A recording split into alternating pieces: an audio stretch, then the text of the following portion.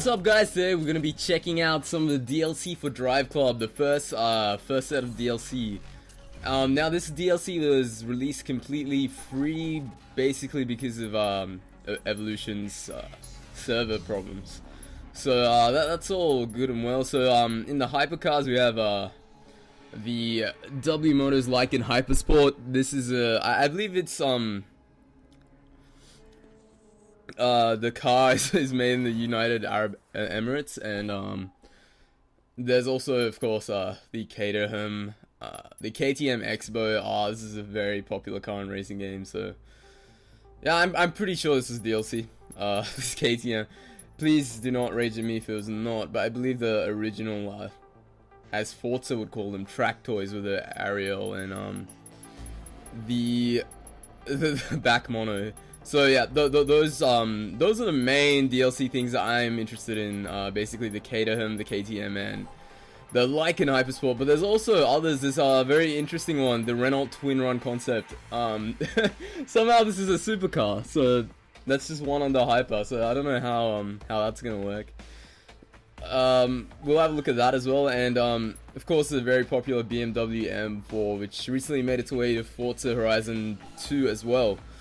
And lastly, I'm not sure if this was DLC with the actual 5 cars, which is DLC, because this is already 5, right?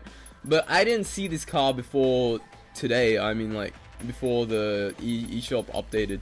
So it's actually just the Renault, the electric Renault. It's this one.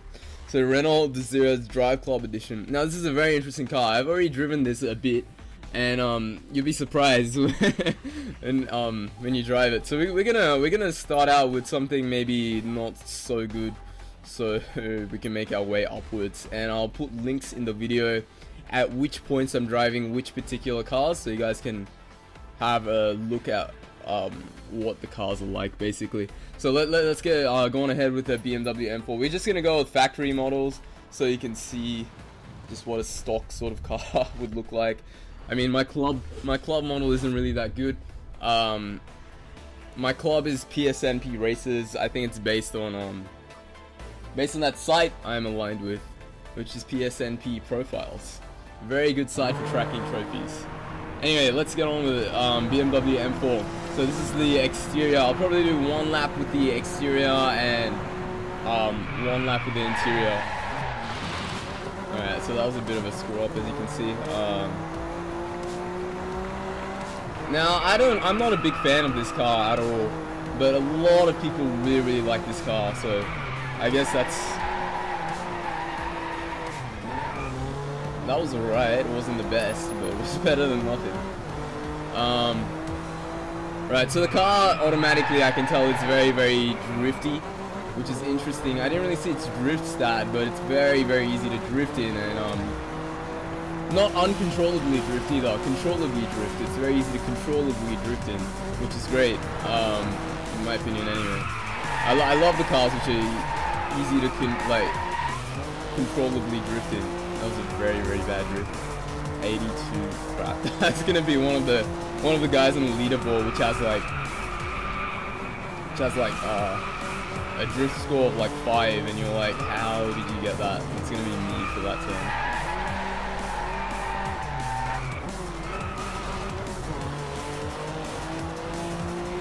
Engine has a very nice noise as well. It was a decent turn. See, look, 7 on this cornering face-off. How did you get 7? Alright, we're gonna go into in-car view in a second. So it actually has your display reading above there. I'm not sure if it's meant to be like that, but that's pretty cool. If you can see on my vision window, you can see the speed I'm driving at rather than looking down the speedometer, which is pretty cool. I'm not going to bother drifting on this one because I did get the last one, so that's fine.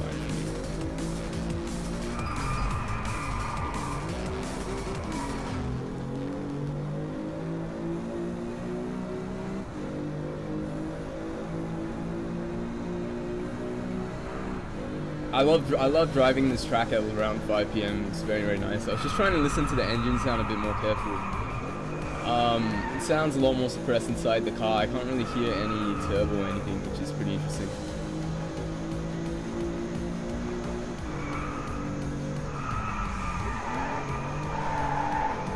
I should probably turn the music off, but the music doesn't actually interfere with anything too much.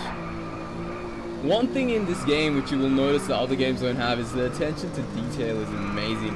Stuff like in other games, you notice that the drivers don't turn the steering wheel more than one full round. In this game, the driver does. He turns the steering wheel the whole way around, which is awesome. Like, I've never seen that in another driving game before, so that's fantastic. A lot of other things. Each car feels completely different because of how they model and make the cars, I guess. It's not like Forza where I can't tell. I mean, like, I can tell the difference between an Audi R8 and maybe like the Jaguar that was released in DLC, the F-Type. But the engine sounds very, very similar. In this game, they all sound different, which is fantastic. I'm just gonna go out of car to look at nighttime for a bit. Very nice looking car. So we're gonna end this run of this M4 right here and go on to the next car. What's up, guys? We're gonna check out the second car now. So we're gonna go ahead and get into the Caterham.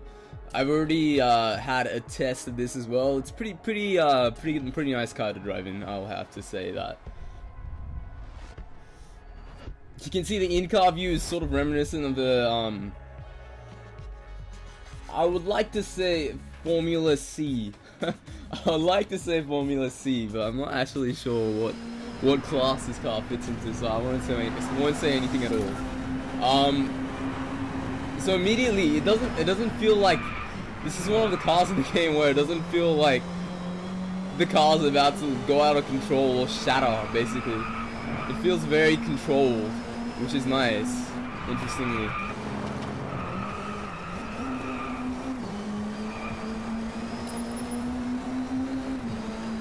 Very nice and controlled.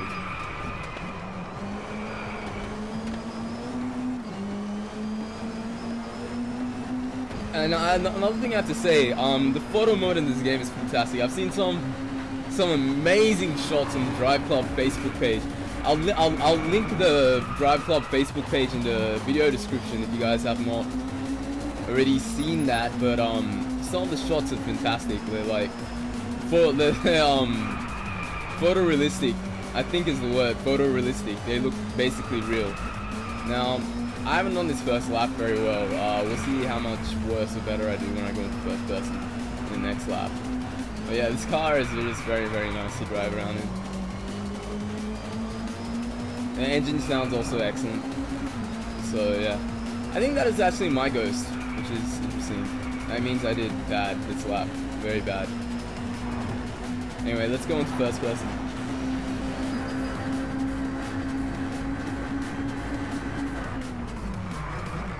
I don't know why I turned it up right there. Maybe I thought I was going to do something, but I forgot this is the Caterham. It reminds me a lot of the Mazda from Forza Motorsport 5 in the fact that you can just take corners at really like significantly higher speeds than other cars, which is pretty cool. And also just the look of the car, it just looks like the Mazda, the interior anyway. Minus the fact that it's not actually a covered roof.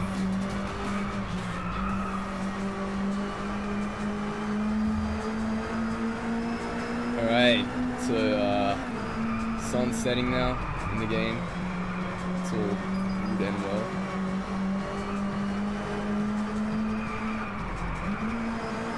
Should have went down a gear there earlier. I was in too low revs for a bit, but that's fine. Just to play around with the cars. Another thing interesting in this car, you cannot drift in this car. I've already tried it, you just spin out. Let's try on this corner. Like, either you spin out or you just sort of, let's try it on this next one. Either you spin out or you just sort of don't drift enough. I think its drifting stat must be very, very low. Hey, that was surprisingly good. I don't know how I did that. But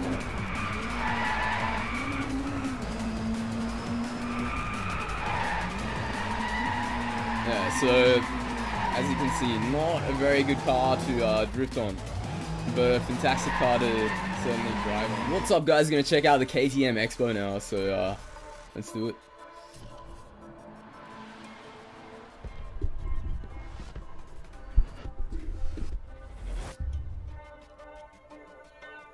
As you can see, there's still issues with the leaderboard.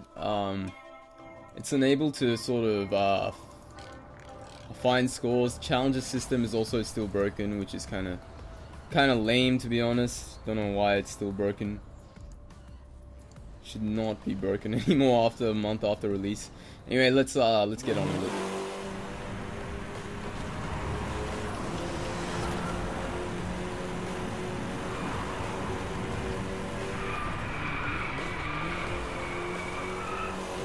Okay. Certainly a very balanced car, this one. See how well it drifts. Alright, it doesn't drift, basically. Alright, this is a good start, isn't it? This is a fantastic start.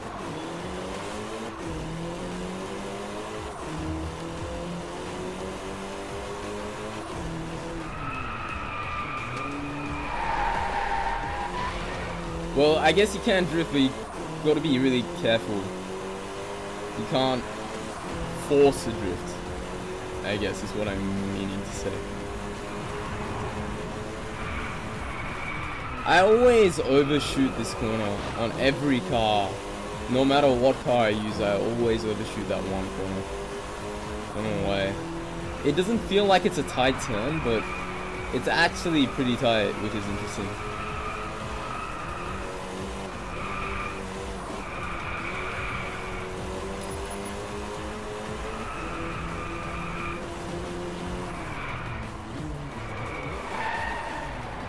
Yeah, I'm not good at driving this car. Let's leave it at that.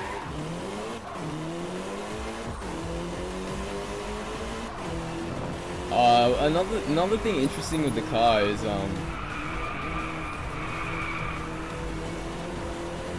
it's very easy to spin out in this.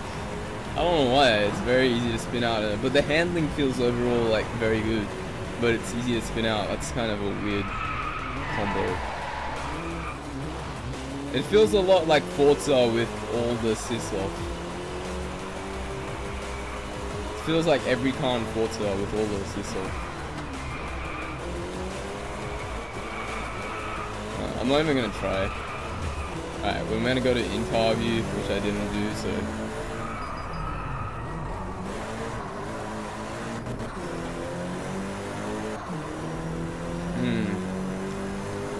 I don't mind the car. I don't mind the car, I just wish it wouldn't spin out so much. In this corner. Let's see if I get it this time.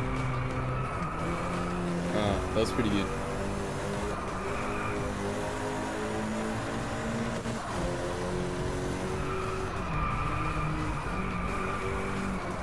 Ooh, crap. Alright, that wasn't good.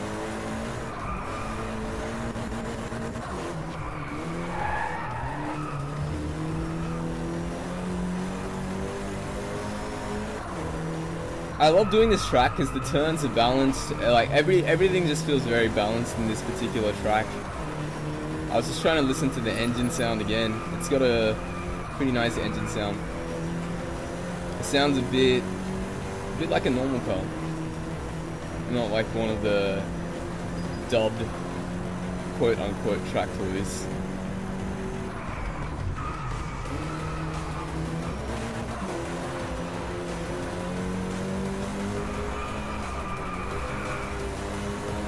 Let's just finish this corner. I'll try to do a drift here. Alright, didn't exactly work out. But anyway, we're gonna check out the next car. Guys, gonna take the Renault Twinron concept for a test, a drive now. I haven't actually driven this one before, so this is gonna be kind of interesting. I think the drifting and handling stat were relatively high, top speed and acceleration were average. So we'll see how that goes.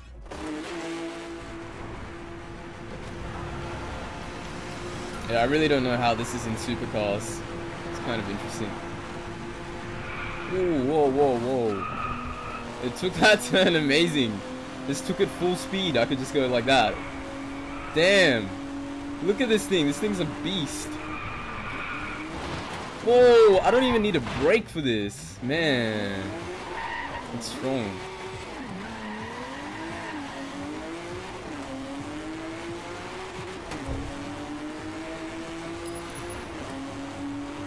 Alright, this is an interesting car to say the least. That was a really fun drift. That was a really fun drift. Felt like I was gonna fall off, but I didn't. Another thing about this game, there's no driving line. There's no option to turn on the driving line either. So it's all based on your skill, rather than the skill of what the game is actually telling you. So that's kind of interesting. Originally I didn't like that feature because I was used to playing Forza and stuff, and it always had a driving line, so I was a bit confused. But after a while, I started to really like it. So yeah, there you go. Sorry.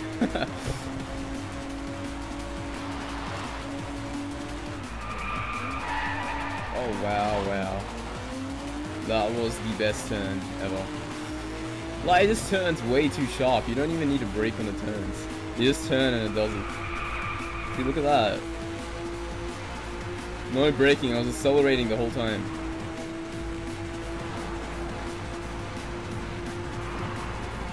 I bet I can do this turn at full speed as well. Okay, I need to brake a little bit, but that wasn't too much braking. Anyway, we're gonna go into in-car view. Looks kind of cool. That was a pretty good brake and turn there. That was not a good brake and turn. I don't know what gear I'm in because the steering wheel is covering it. That's always good. So it's sort of like a touring car. The insides, it's a bit strange.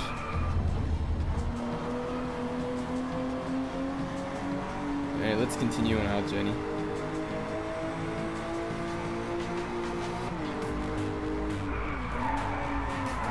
So you can't force a drift in this either, which is interesting.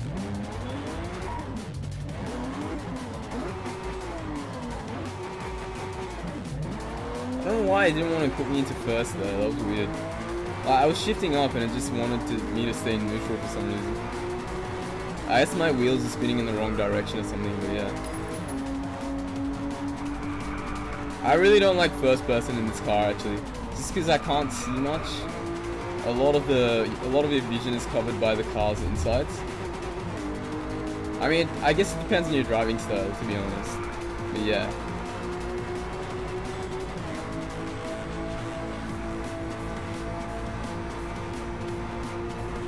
Alright, let's finish this car here. Pretty nice to drive. Fun to drive, to say the least. And I'll see you in the next video, which will be the hypercar. So yeah, see you guys there. Second last, we're going to check out the W Motors Lykan Hypersport now.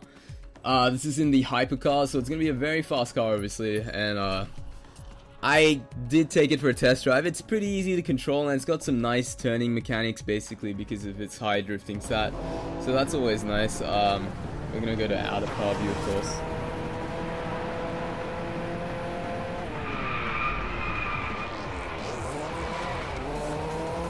You can see it's a very nice looking car, to say the least. It looks amazing. It looks like futuristic and stuff. It has a unique look as well. I can't compare this to any other hypercar I know. Like, I mean, the closest would be a Lambo, but like that's not even relatively close. It's like 10% of this thing's DNA.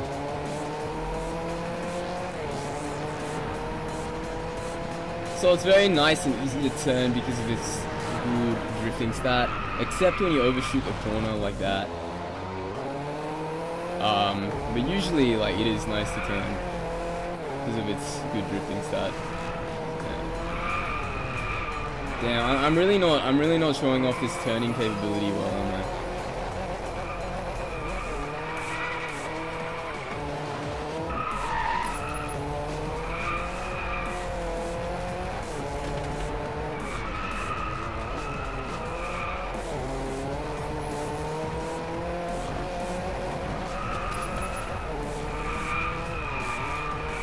Damn, look at that turning potential. That was strong. Alright, we're gonna go to in-car view now. In-car view looks amazing. It looks like some sort of futuristic space car. It's still got the Drive Club logo on the dashboard, which is cool.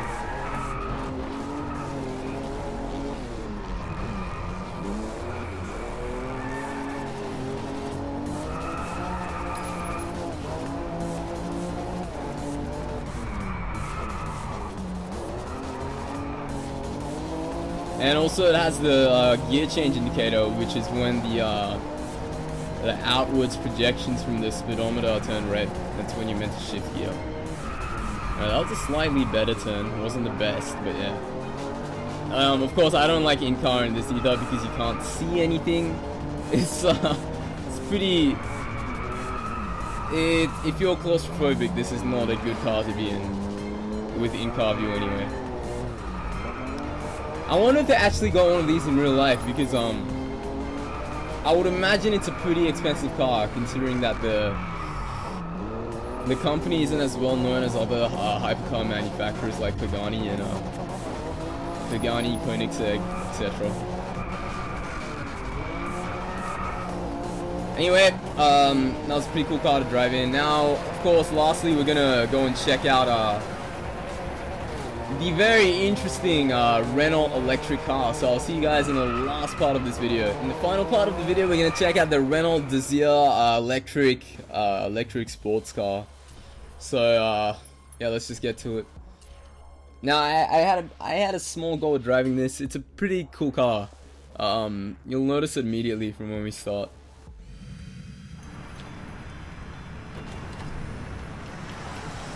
What's that? There's no engine noise. It's something I noticed immediately. It feels kind of weird, but like, then again, it doesn't feel too bad. Like, if you really wanted a quiet car to drive on the road, this would be fantastic. It's not a bad looking car either. It's a pretty good looking car.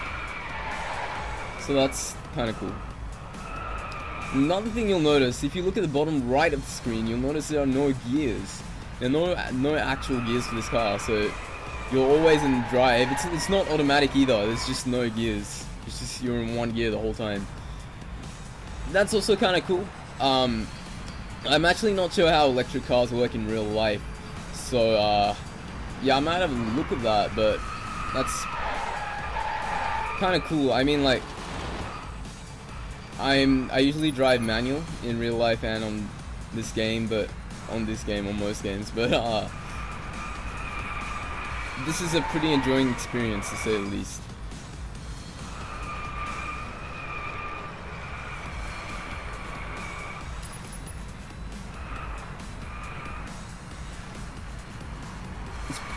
And I don't understand how the car works without gears, like how it gets to the...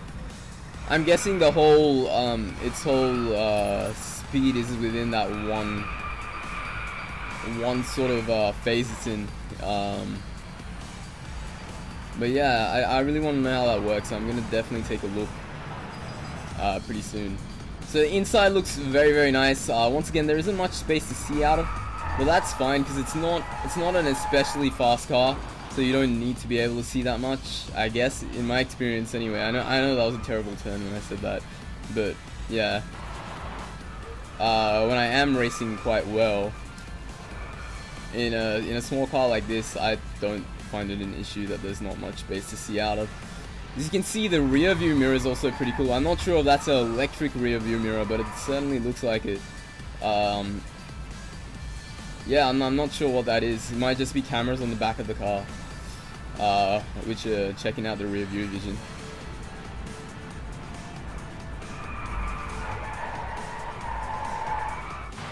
Once again, that was a terrible turn. At least I got the drift face off, so that's fine.